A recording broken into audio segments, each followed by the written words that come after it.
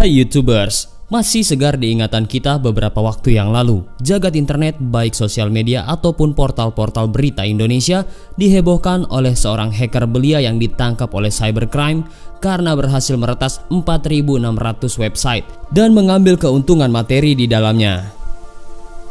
Hacker ganteng yang bernama Sultan Haikal ini cuma lulusan SMP.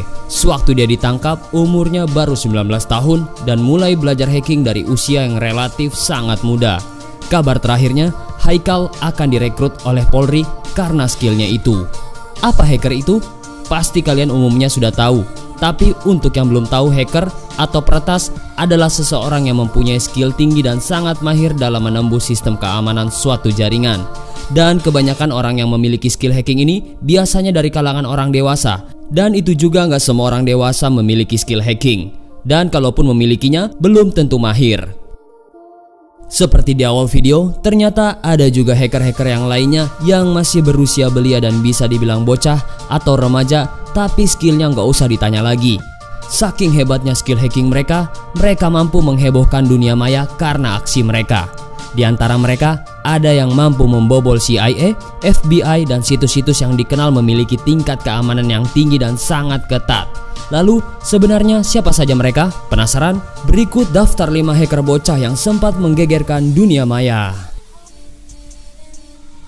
Ryan Cleary dan Jack Davis. Pada tahun 2011, 2 orang remaja Inggris menjadi perhatian luas publik.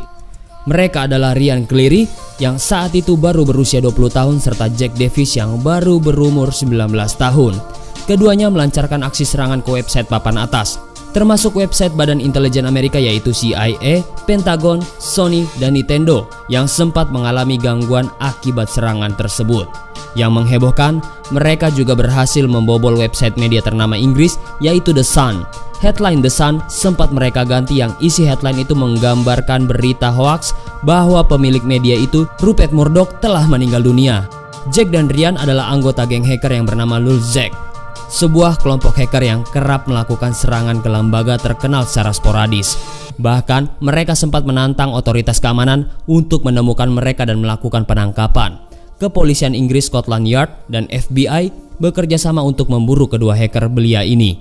Dan pada akhirnya, keduanya berhasil ditangkap dan dijatuhi hukuman. Ryan Cleary dijatuhi hukuman 32 bulan penjara dan Davis dijatuhi 2 tahun hukuman penjara. Sekedar saran, diterima syukur, nggak diterima ya masa enggak sih? Buat kalian yang punya Instagram di smartphone kalian, daripada kalian pakai untuk kepoin mantan, mending kalian pakai untuk memfollow akun Instagram Daftar 5. Buat yang nggak minat follow, lihat-lihat dulu aja, siapa tahu cocok. Oke, lanjut. DJ Stolen. Tahun 2011 yang lalu, seorang hacker yang menamakan dirinya DJ Stolen sempat menjadi pemberitaan besar. Dia yang kala itu masih berusia 18 tahun, menjebol laptop ataupun PC para penyanyi terkenal. Dia pun berhasil mencuri lagu Lady Gaga, Kesha, Leona Lewis, Justin Timberlake, dan Mariah Carey yang belum sempat dirilis ke publik. Dan kemudian lagu-lagu itu pun ia jual di internet. Dia bahkan berhasil mencuri foto mesum dari komputer Kesha. Sang hacker pun akhirnya berhasil ditangkap dan dijatuhi hukuman. Pengadilan kota Duisburg, Jerman menilai bahwa sang remaja cuma berniat untuk unjuk gigi dan tidak punya motif kriminal. Tapi hukum tetaplah hukum. DJ Stolen divonis kurungan selama 18 bulan dan juga harus menjalani terapi kecanduan internet. Nicholas Allegra. Tahun 2011, Nicholas Allegra yang waktu itu adalah seorang remaja 19 tahun berhasil membobol sistem coding Apple dan mengeksploitasinya, sehingga memungkinkan user Apple untuk menginstal aplikasi apapun tanpa batasan apapun. Nicholas Allegra pun merilis kode yang dinamakan Jailbreak Me yang memungkinkan user terbebas dari batasan yang dilakukan Apple di iPhone dan iPad atau mengunlock sistem Apple yang sangat tertutup rapat. Praktek yang disebut sebagai jailbreak itu sempat meresahkan Apple. Sebanyak 1,4 juta user sempat memakai software temuan Nicholas. Meskipun berhasil membuat Apple gondok bukan main, aksi Nicholas ini ternyata mendapat pujian dari beberapa expert, termasuk dari Charlie Miller, mantan analis di National Security Agency atau yang disingkat NSA. Charlie Miller berujar, "Saya kira gak ada yang bisa melakukan hal itu dalam waktu tahunan. Anak ini sungguh membuatku takjub. Kabar terakhirnya, akhirnya Nicholas direkrut oleh Google. George Hotz. George Hotz memang bukan remaja sembarangan. ABG ini pernah membobol proteksi iPhone di tahun 2007. Kala itu usianya baru menginjak sweet 17 atau 17 tahun. Tidak puas dengan aksinya itu, hacker ABG ini pun juga menembus sistem keamanan PlayStation 3 hingga sukses membuat pihak Sony kebakaran jenggot. Bahkan pihak Sony mengajukan tuntutan hukum. Akibat ulah dari George Hotz, banyak gamer PlayStation 3 yang menggunakan software ilegal untuk mengakses PlayStation Network yang menyebabkan Sony merugi miliaran rupiah. Sony Computer Entertainment Amerika akhirnya mengumumkan penyelesaian gugatan yang diajukan kepada sang hacker yang bernama Geo Hotz di pengadilan San Francisco, California. Sebagai bagian dari perjanjian, pihak Sony sepakat untuk menghentikan tuntutan kepada Geo Hotz. Imbasnya, sang hacker pun dilarang mengoprek produk-produk Sony seumur hidupnya.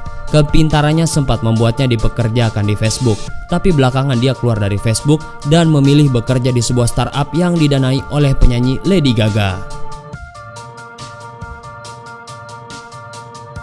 Wang Zhengyang.